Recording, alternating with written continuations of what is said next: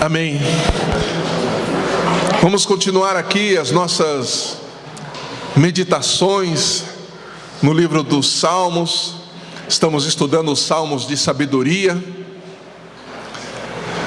Evidente que nós não estamos pegando todos os Salmos, né? Mas alguns deles, para nós entendermos como os Salmos de fato podem transformar a nossa vida cristã e como nós devemos aplicar estas verdades, essas sabedorias em nossa vida, em toda a nossa vida. O Salmo de hoje, que nós vamos começar a meditar, é o Salmo 90, e eu quero pedir que você abra sua Bíblia então no Salmo de número 90. Vamos ler ele todo, mas hoje vamos compartilhar somente os versos 1 e 2. Diz assim: o Senhor, Tu tens sido nosso refúgio de geração em geração. Antes que os montes nascessem, ou que tivesses formado a terra e o mundo, sim, de eternidade a eternidade, Tu és Deus. Tu fazes o homem voltar ao pó e dizes: voltai, filho dos homens.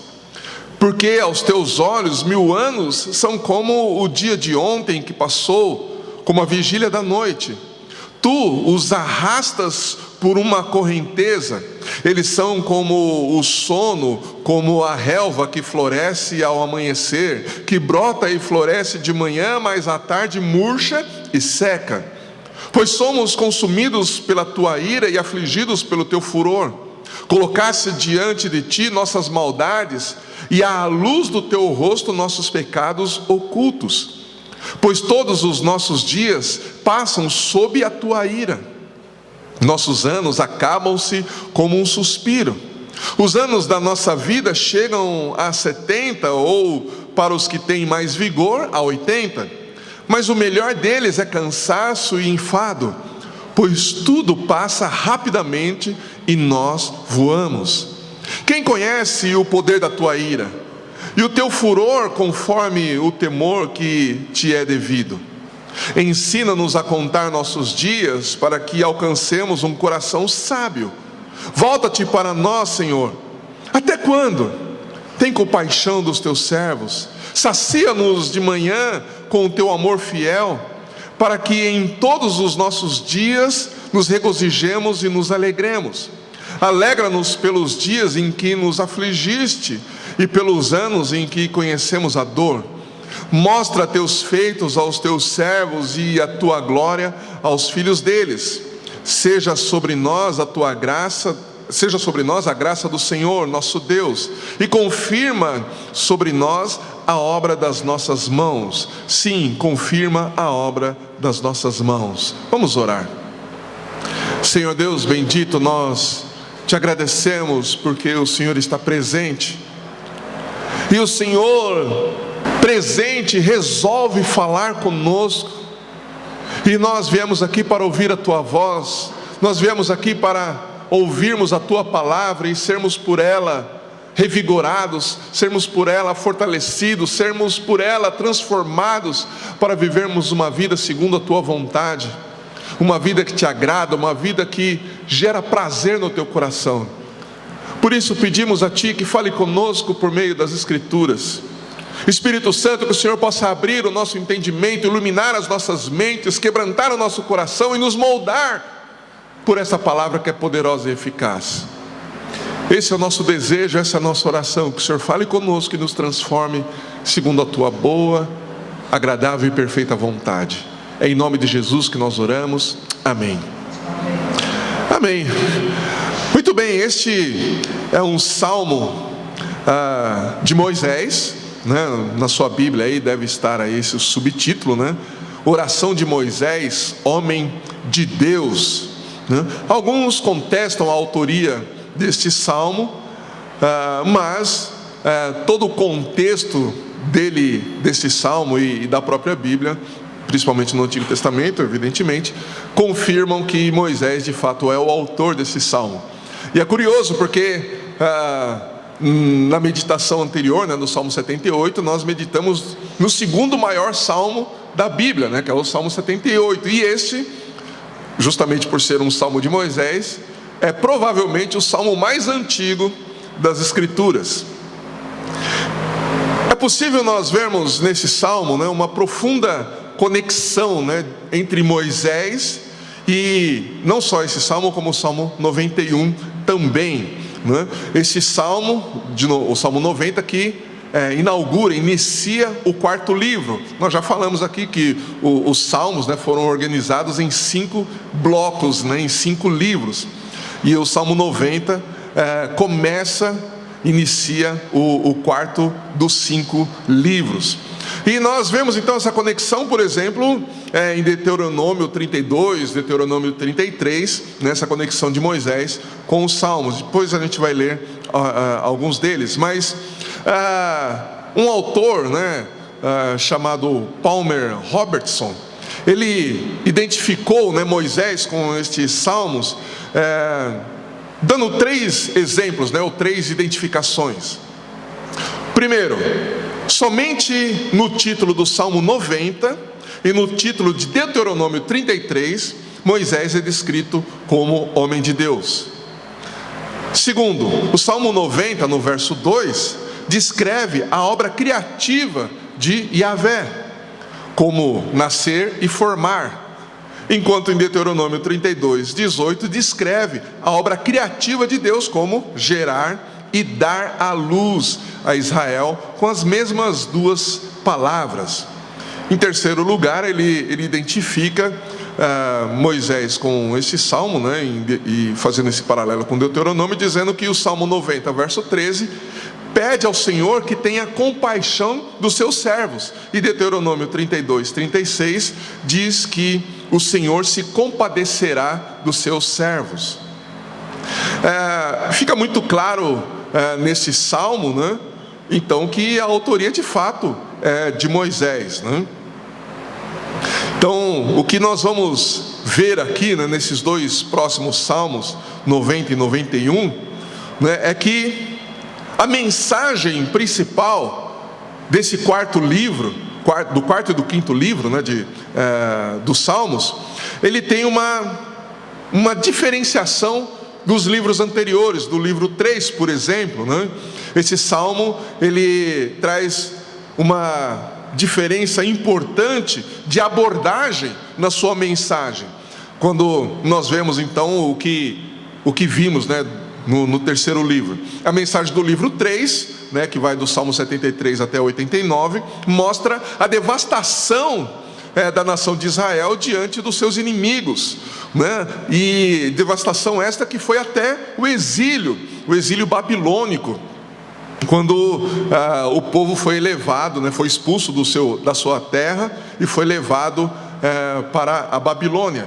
E o Salmo 90 aqui, né, ele, na organização, né, quando estavam organizando os livros, ele foi colocado justamente, né, no momento em que o povo ainda estava exilado, né? Então, na organização aqui dos Salmos, né, os primeiros organizadores, né, que remonta justamente ao Antigo Testamento, colocaram esse salmo, ou trouxeram esse salmo à lembrança do povo, enquanto o povo ainda estava no exílio.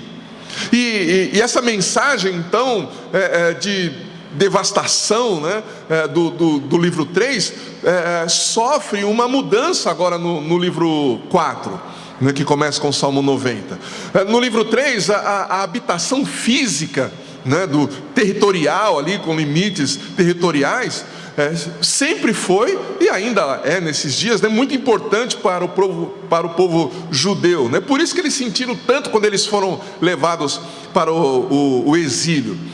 Então, eles estavam muito concentrados nessa questão territorial, né, na habitação territorial, só que eles estavam fora da sua terra, da terra que Deus havia prometido. Para nós também, né, essa questão da habitação é muito importante, né? Tanto que faz parte, né, na maioria das constituições das nações, a habitação ela é colocada ali como um direito universal de todas as pessoas, né? Todas as pessoas devem ter o direito a uma moradia digna, né? Porque de fato é muito importante isso, né? A habitação física, ter um teto, né? É muito importante, inclusive nas Escrituras e para o povo judeu também, né? É uma preocupação que todos nós temos, né? Todo mundo, antes de casar, pensa em ter uma casa, né? Tem até um provérbio muito popular que diz: quem casa quer casa. Então essa de fato é uma preocupação legítima, inclusive, né?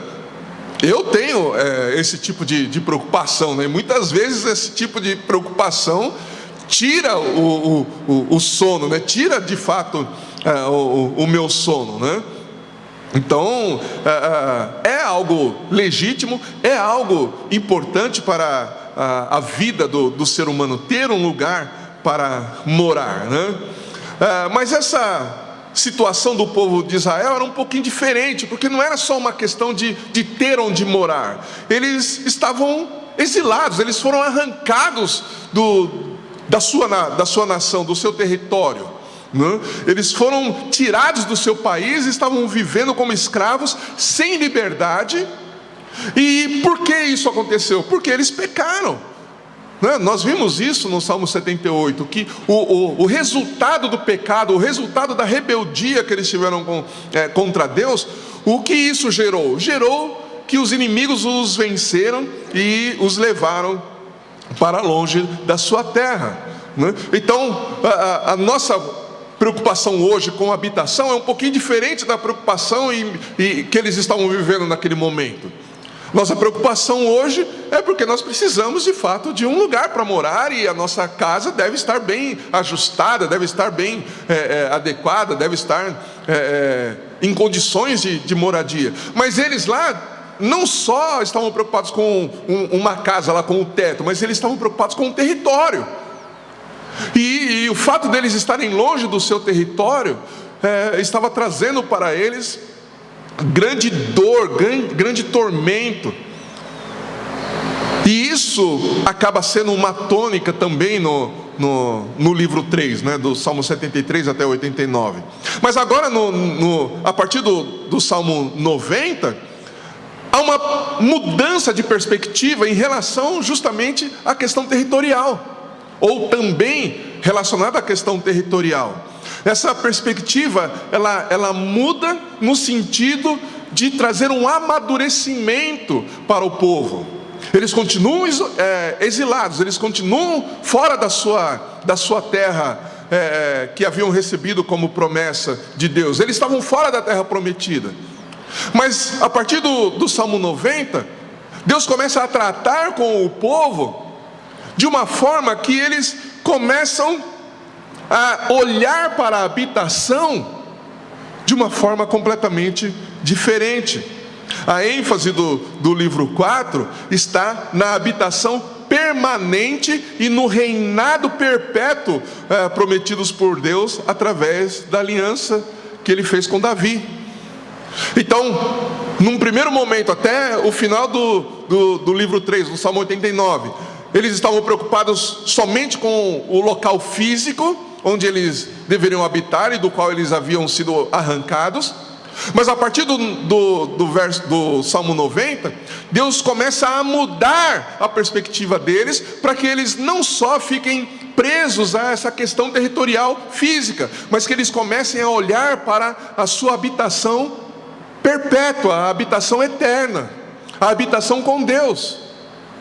E a ênfase na questão do reinado perpétuo também, né, de Yahvé, é justamente porque eles já não tinham mais Davi. Davi já não era mais o rei. Eles já não tinham. Antes eles tiveram o rei Saul, depois o rei Davi e depois Salomão, mas nenhum deles mais estava vivo. E eles não tinham mais a figura de uma pessoa física ali para que eles pudessem ter como referência. E Deus então começa a fazê-los a olhar para aquele que haveria de vir, para o Messias, o Rei eterno. Então eles começam a ser direcionados ou redirecionados para olhar para a habitação eterna e também para o Rei eterno, o Messias, Jesus, que haveria de vir. O que encontramos a partir do Salmo 90 é o foco de Deus, ou o foco em Deus, como habitação do seu povo, e Yahvé, o Messias, como o seu rei. Cabe destacar aqui duas coisas importantes. Primeiro, nessa questão da habitação, em nenhuma outra religião, além da religião cristã, nós vemos um Deus que se revela pessoalmente com o seu povo. Em nenhuma religião nós vemos esta revelação pessoal. Em segundo lugar, em nenhuma outra religião do mundo nós vemos um Deus que decide habitar não só com o seu povo, mas no seu povo. Essa semana eu vi um vídeo, de um pastor que estava relatando uma conversa que ele teve com um sábio chinês, e esse sábio chinês estudou profundamente as principais religiões do mundo. E ele disse, esse sábio chinês, ele disse para esse pastor que o que o surpreendeu justamente no cristianismo é a revelação que a Bíblia traz de que Deus habita no homem. O Deus Criador resolveu habitar no homem. Então nós vemos aqui duas questões que são maravilhosas para nós. Esse salmo começa a nos mostrar que Deus, Ele é a nossa habitação, mas a Bíblia como um todo também nos mostra que Deus resolveu habitar em nós, principalmente no Novo Testamento. O Deus Criador de todas as coisas está em nós. Ele habita em nós por meio do seu Espírito, e isso é maravilhoso. Isso deve mudar, de fato, toda a perspectiva da nossa vida, deve mudar o rumo dos nossos pensamentos, e deve mudar o rumo das nossas ações, porque Deus habita em nós, Ele não está longe, Ele está em nós, vivendo em nós. Acabamos de cantar, Tu és o meu respirar. A gente vive porque a gente traz o ar para dentro de nós, a gente inspira o oxigênio, e aí a gente pode então viver. Se você prender a respiração por mais de 10 minutos, alguns por mais de 10 segundos, já vão morrer. Mas a verdade é que, nessa comparação, que quando o fato de Deus estar habitando em nós, significa que Ele adentrou em nossa vida, assentou-se no lugar mais importante do nosso coração, assumindo o governo da nossa vida, e agora a gente vive por causa dEle, porque Ele está vivo e Ele traz vida para nós. Isso deve nos fazer regozijar de alegria todos os dias. O Deus soberano, o Deus poderoso habita em nós. E o que nós vamos ver nesse salmo também é isso, que esta ênfase não está num lugar fora, mas está num lugar dentro de nós e nós dentro dele. A ênfase a partir do Salmo 90 está no que é eterno e no que é permanente. O povo continua exilado, o povo continua sendo escravo, mas a experiência do exílio, que até o Salmo 89 parece que vai direcionando, quando revela o coração do povo, vai direcionando o povo para o desespero, para a falta de esperança. Agora Deus começa a gerar no coração deles não a destruição da esperança, mas Deus usa o exílio, Deus usa a perseguição, Deus usa as derrotas que o povo sofreu para os seus inimigos, e a dor que eles estão sentindo, que Deus usou para julgar o povo. Deus usa todas essas coisas, mas Ele também usa todos esses acontecimentos para amadurecer a fé do seu povo, para além das circunstâncias e para além da devastação. Nesses últimos livros do Saltério, a esperança é redirecionada do reino terreno para o reino do Messias, Jesus, que haveria de vir. Por essa razão, este é um livro que nos conduz para uma maturidade espiritual. O Salmo 90, ou a partir do Salmo 90, nos leva para uma maturidade espiritual, mesmo diante das situações e circunstâncias difíceis que a gente vive e enfrenta, mesmo diante das nossas lutas interiores. Esse Salmo nos conduz para uma maturidade espiritual, para nós vermos as coisas além daquilo que está acontecendo, para nós termos uma perspectiva daquilo que Deus está fazendo, mesmo quando nós estamos sendo perseguidos, mesmo quando nós estamos em meio a lutas terríveis. Este Salmo de Moisés, ele celebra Deus como nossa morada e como nossa habitação. É o que nós vemos no verso 1. Senhor, Tu tens sido nosso refúgio de geração em geração. Veja como o caráter, né, mais maduro desse livro já fica claro no primeiro versículo. Senhor, Tu tens sido nosso refúgio de geração em geração.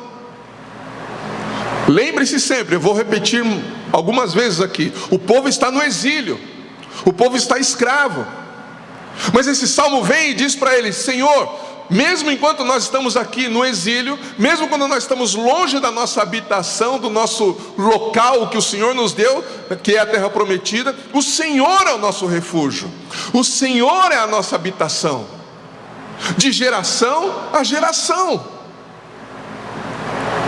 E aqui nessa questão de geração a geração, fica claro também a soberania de Deus, e fica claro a providência de Deus em toda a história do seu povo e em toda a história da humanidade. De geração a geração, nós estamos vendo, ou a palavra de Deus nos diz que Deus está no absoluto controle. Não importa o que aconteça, não importa para onde nós vamos neste mundo, Deus está no absoluto controle. Ele está providenciando todas as coisas, Ele está guardando as nossas vidas, Ele está nos protegendo, Ele está indo à frente, como diz em outro salmo. Ele vai à nossa frente e guarda a nossa retaguarda, de geração a geração, de geração em geração.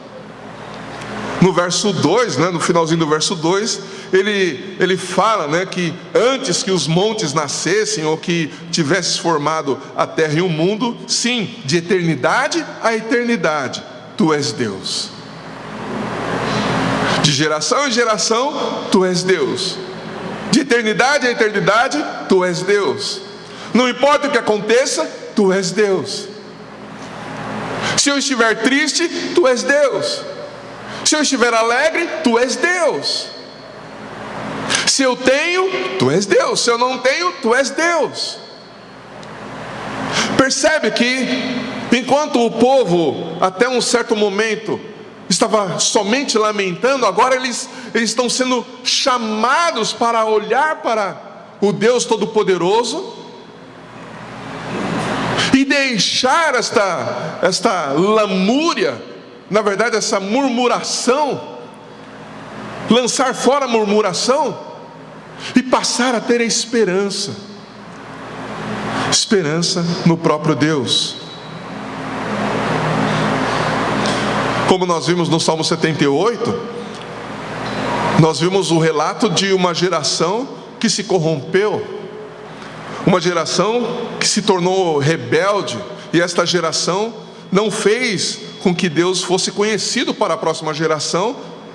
E o salmista chama aqueles que não se desviaram, nós vimos isso no Salmo 78, ele chama aqueles que não se desviaram e permaneceram firmes e fiéis a Deus, para assumirem a responsabilidade de anunciar as grandezas e a soberania do nosso Deus para a geração posterior. E essa responsabilidade, nós vimos, também é nossa. Nós temos essa responsabilidade de anunciar os grandes feitos do Senhor, de tornar Deus conhecido para esta geração. Nesses dois primeiros versos, que eu acabei de mencionar aqui do Salmo 90, de Moisés, fica muito claro essa soberania, de Deus na história, e que nós devemos fazer com que esta soberania, com que a providência de Deus também seja conhecida. Então, mesmo que as gerações se corrompam, mesmo que as gerações se afastem de Deus e até o neguem, que é uma característica que a gente tem visto nesses dias, Deus continua no absoluto controle de tudo, e Ele continua sendo o refúgio do justo. Mesmo que as coisas fiquem mais difíceis ao longo do tempo, ainda que tenhamos que fugir da perseguição, Deus providencia abrigo aos que confiam e esperam nele. O próprio Deus é este lugar de segurança para onde Ele, como o bom pastor, conduz e acolhe os seus filhos e cuida deles. Tudo que esse salmo vai tratar parte da perspectiva de que Deus é o nosso refúgio. De geração a geração, de eternidade a eternidade, Deus é o nosso refúgio. E se a gente pensar, a gente teve alguns anos atrás, muito recente, muitos refugiados, inclusive vindo para o Brasil, fugindo de situações difíceis, complicadas. Um refugiado que é alguém que precisou sair do seu país de origem, porque lá eles estavam vivendo numa situação precária, correndo risco de sobrevivência, e eles então fogem para outro país, buscam refúgio em outro país para não morrer. Apesar desse significado, o que Moisés está falando aqui não é de deixar este mundo, não é de nós nos refugiarmos em Deus deixando este mundo, até porque isso contrariaria o que Jesus iria falar mais lá na frente. E Moisés está sendo inspirado, foi inspirado pelo Espírito Santo a escrever este salmo. O que Jesus disse? Jesus, em sua oração, ele disse: Pai, eu não peço que os tires deste mundo. Daqui a pouco a gente vai falar um pouquinho melhor sobre isso, mas eu peço que os livre do mal. É claro que a nossa vida neste mundo está ficando cada vez mais difícil. E não que nós sejamos pessimistas, mas nós somos realistas. E as coisas vão ficar ainda pior, não vão melhorar, porque o propósito de Deus precisa se cumprir, o plano de Deus precisa se cumprir. A humanidade precisa chegar no limite que Deus estabeleceu, para que a partir daí Ele possa realizar aquilo que Ele já planejou desde a eternidade, para que Jesus possa voltar. Mas a perspectiva ou a visão que a gente acaba tendo como cristãos, como verdadeiros cristãos que observam a palavra na sua essência, é que nós estamos ilhados. Quando nós olhamos ao redor, esta sensação que nós temos, que nós estamos ilhados, cercados por pensamentos, desejos, atitudes e políticas anticristãs, que vão arrancando da consciência da sociedade e querem arrancar também da nossa consciência cristã e de todas as áreas de influência da vida humana, o conhecimento de Deus. Eles querem arrancar o conhecimento de Deus de dentro de nós. Eles não querem mais que nós conheçamos a Deus como a Bíblia diz que Deus é, ou como Deus se revela nas Escrituras. Eles querem que nós tenhamos uma outra concepção de Deus. Eles querem que nós tenhamos uma outra concepção do que é verdade. Eles querem que nós tenhamos uma outra concepção do que é o amor. Eles querem que nós tenhamos uma outra concepção do que é justiça, de como nós devemos cuidar das pessoas necessitadas, de como nós devemos lidar com os nossos relacionamentos. Eles querem mudar tudo. E quando nós nos voltamos para as Escrituras, que é a nossa luta diária, nos voltarmos para as Escrituras e ficarmos nos fundamentos que Deus estabeleceu através dos seus apóstolos, nós percebemos que há uma pressão muito grande para nos abafar, para arrancar de nós essas verdades, para mudar todo o fundamento que Deus tem colocado em nossas vidas, em nossos corações. E como eu disse, essa é a sensação que nós temos, que nós estamos ilhados. E tudo vai pressionando de tal forma que vai nos sufocando até que se rompa a nossa resistência. E esse é o propósito deles, é o propósito do diabo, romper a nossa resistência, para que a gente possa então abrir a nossa guarda e abraçar o que eles estão tentando nos impor. Se você observar os filmes, a maioria dos filmes hoje estão sendo usados para isso. As séries, que são tão famosas, elas também estão sendo usadas para isso. Os livros que estão sendo escritos, e eu não estou falando dos últimos 10 anos, estou falando talvez dos últimos 4, 5 séculos. Os livros que estão sendo escritos estão sendo usados também para isso, para arrancar de nós a verdade das Escrituras, para arrancar de nós a verdade da palavra de Deus. Os centros acadêmicos, as faculdades, estão sendo usadas também para isso. Tudo o que temos, ou ao que temos acesso, está sendo usado para tentar nos cegar, tentar nos ensurdecer e calar a verdade absoluta das Escrituras. Mas saiba, e isso precisa estar claro no nosso coração e na nossa mente, o propósito desse século não é só nos calar, é nos destruir. É nos destruir. Eles não se contentam com menos do que isso. Em alguns casos, a destruição acontece literalmente com a morte de cristãos. Mas na maioria dos casos, o empenho é mudar as bases, os fundamentos e o sentido que Deus deu para a sua própria palavra. O que há de novo nisso? Nada. O diabo sempre usa esses argumentos ou essa artimanha desde os primeiros seres humanos, Adão e Eva. Desde aquele tempo lá no Éden, a humanidade continua caindo nesta mesma armadilha e continuam sendo enganados. Os que se recusam a se dobrar às falsas interpretações das Escrituras são vistos como indignos de viver e covardemente calados e até mortos. Os fiéis estão sendo cercados pelos inimigos por todos os lados e parece que não tem para onde correr. Parece que não tem para onde correr. Mas quando a gente chega neste salmo, este salmo não vai falar de nos tirar deste mundo que está dessa forma como eu acabei de descrever. Moisés está falando que de fato é necessário termos uma compreensão que Deus, em meio a tudo isso, nos acolhe, que Deus, em meio a tudo isso, nos guarda, que Deus, em meio a tudo isso, nos protege, que Deus, em meio a tudo isso, Ele vem sobre nós, nos tira de uma situação de perigo e nos coloca nele mesmo, sem nos tirar do mundo.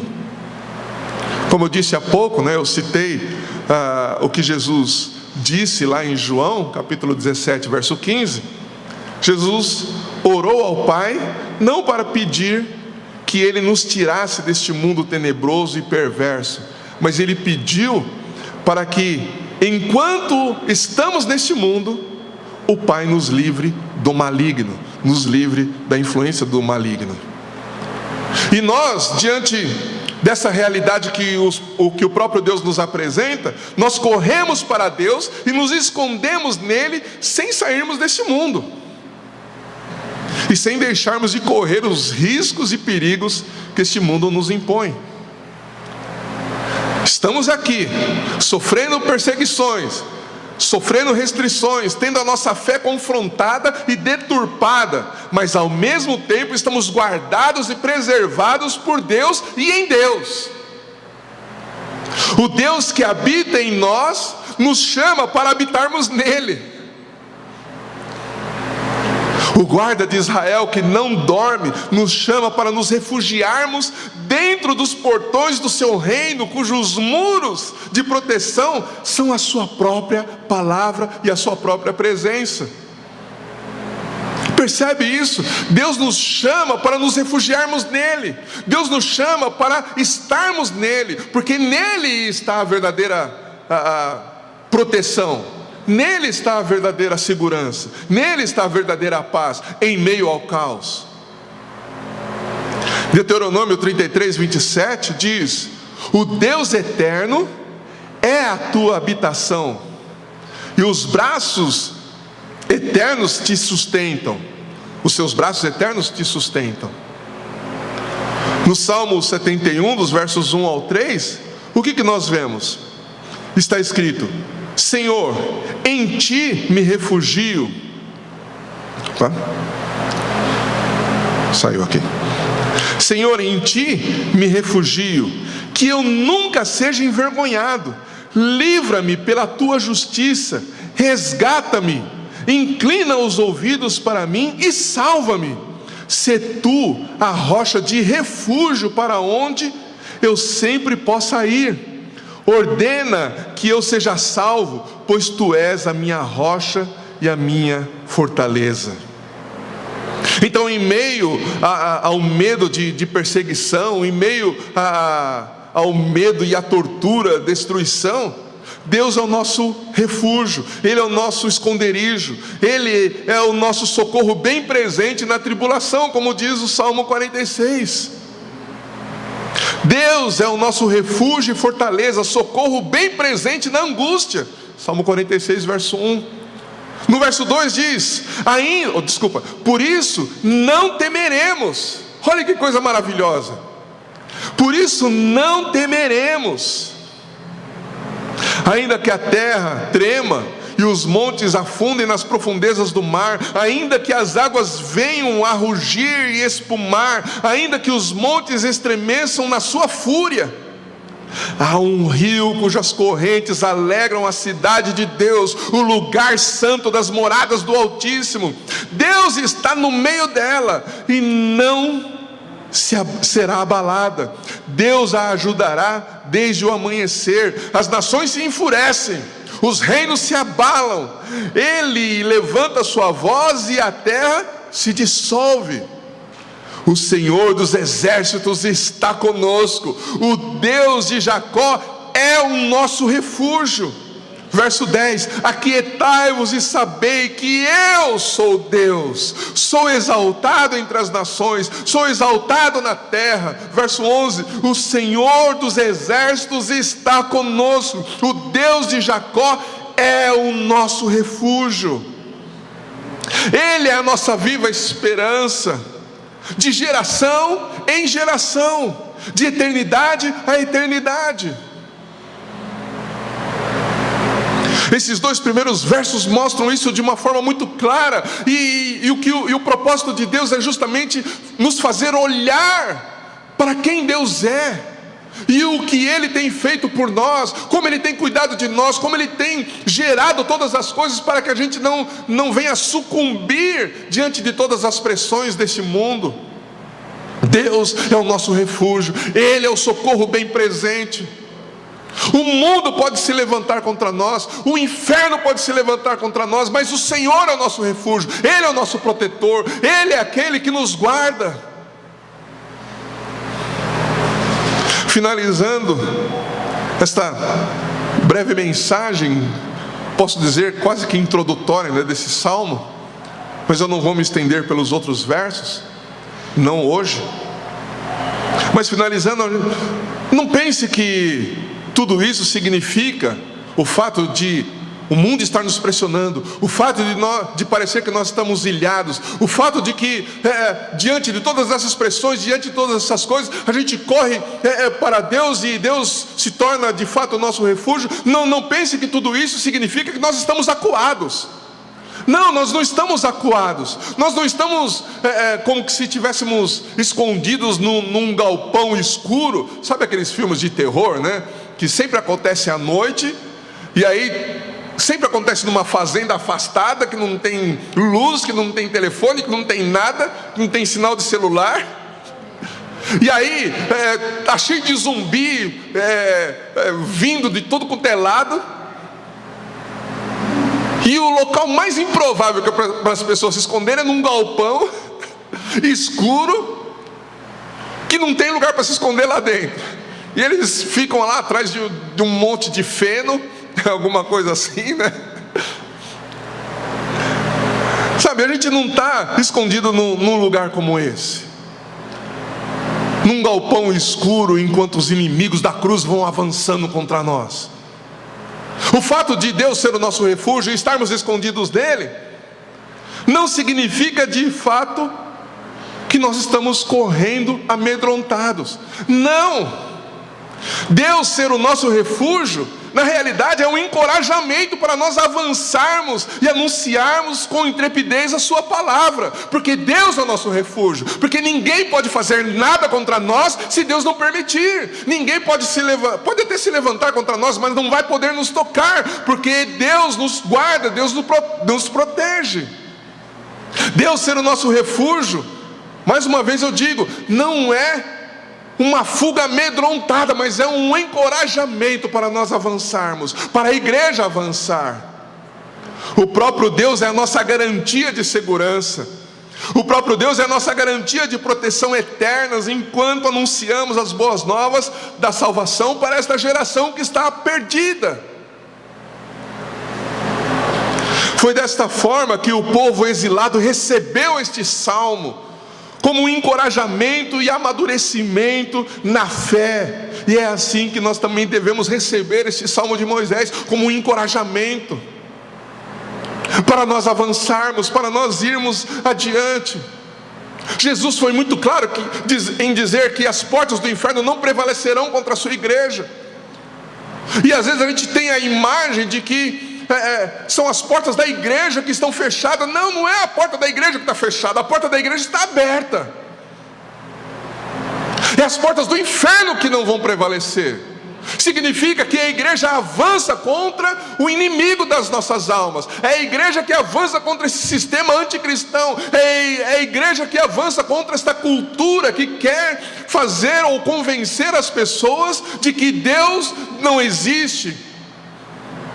É a igreja que avança contra a cultura para anunciar as verdades da palavra de Deus, para anunciar que há um Salvador, para anunciar que há uma verdade absoluta, sim. É a igreja que avança contra o obscurantismo desta geração, trazendo luz, a luz da palavra de Deus.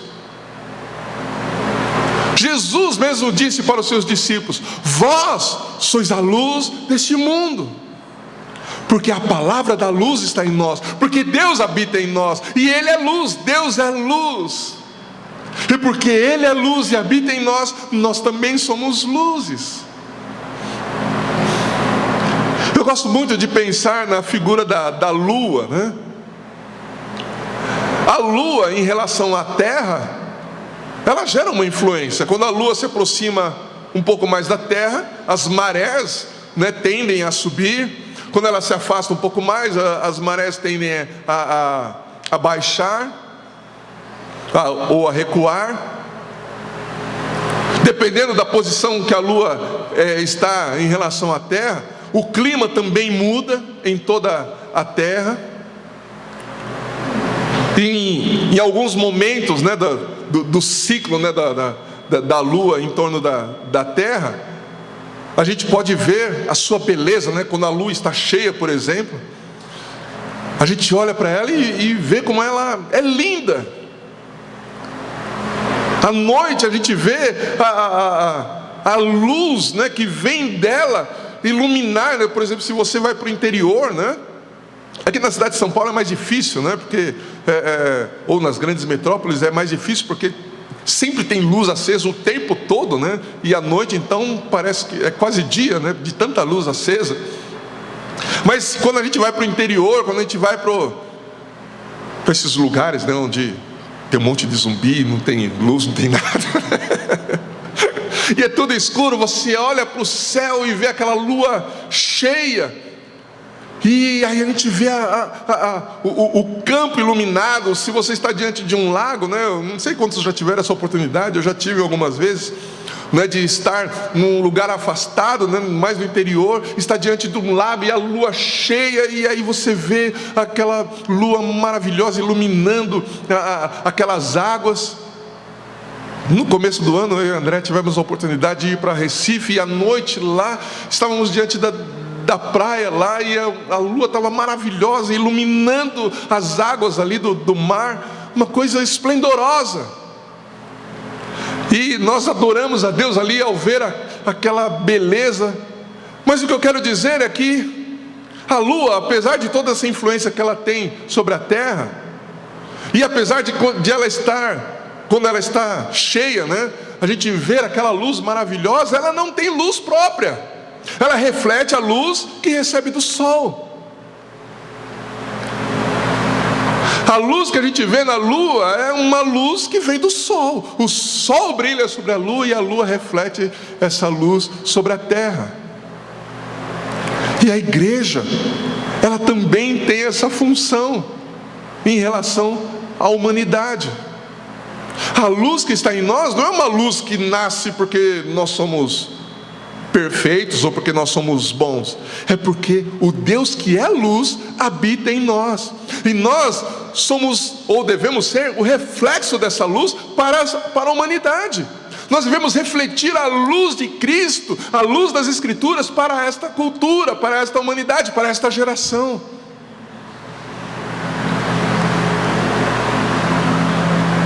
Nós não temos luz própria, nós temos a luz que vem de Deus. E nós não podemos esconder esta luz. Nós precisamos permitir que ela se reflita em meio às trevas. Em relação à habitação, nós não habitamos num tabernáculo ou num templo. E Spurgeon, e eu quero terminar com essa frase de Spurgeon, ele diz o seguinte a esse respeito, inclusive comentando o Salmo 90, no verso 1. Ele diz: não habitamos no tabernáculo ou no templo, mas no próprio Deus, e isto fazemos continuamente desde que há igreja no mundo. Não mudamos nossa habitação. Os palácios de reis desapareceram sob as mãos destruidoras do templo. Foram queimados com fogo e enterrados sob montanhas de ruínas. Mas a raça imperial do céu nunca perdeu sua habitação legal. Por quê? Porque nossa habitação é o próprio Deus. A nossa habitação é o nosso próprio Deus, o refúgio sempre presente nas tribulações. Que esta verdade se mantenha viva em nossos corações e em nossas mentes. Que em todo tempo nós possamos dizer: Senhor, Tu tens sido o nosso refúgio, como diz o verso 1. Tu tens sido o nosso refúgio, de geração em geração. Antes que os montes nascessem, ou que tivesses formado a terra e o mundo, sim, de eternidade a eternidade, Tu és Deus. Quando as pressões aumentarem contra a sua vida, saiba que o Senhor é o teu refúgio. Ele é a tua segurança, Ele é a tua paz, Ele é tudo o que você precisa. Se refugie nele, corra para Ele, seja guardado por Ele. Amém?